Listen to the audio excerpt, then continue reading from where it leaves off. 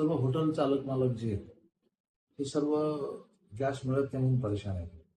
2,000 रुपयाचं सिलेंडर 7,000ला मिळतं, 6,000ला मिळतं. पण 6,000 रुपये दिल्यानंतर गॅस कसा मिळतो?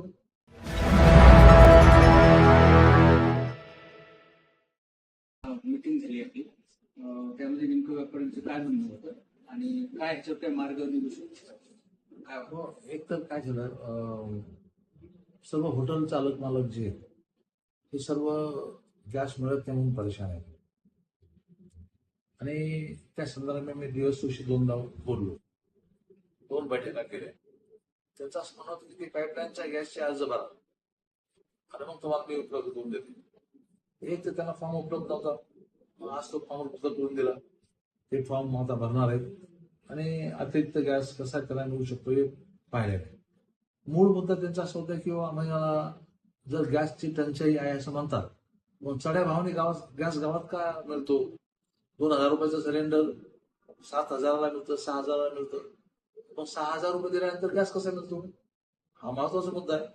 त्यामुळे मी स्वतः DSOला सूचना केल्या की आवक आणि जावक, येतो गॅस किती आणि जातो कुठे, कोणाकडे जातो, एकाच बाजूने जात नाही का किंवा काळ्या बाजारात जातो, याची तपासणी DSOने केली पाहिजे.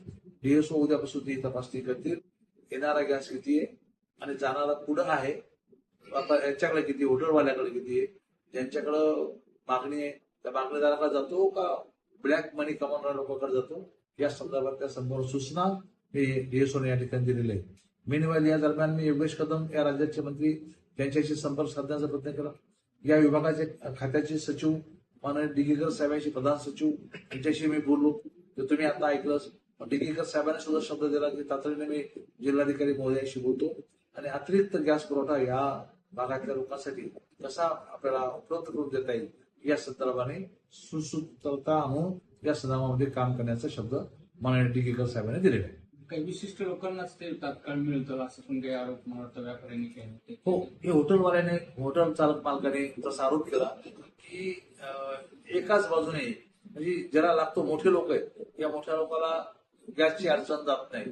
आम्ही छोटे गरीब आहेत, आम्ही कुठे जायचं? त्याने मोठ्या लोकांच्या संदर्भामध्ये बोलले. मी ते न करता जे 20% आहे ते सूत्र प्रशासनाने पाळावं अशा प्रकारच्या सूचना मी प्रशासनाला केलेल्या आहेत.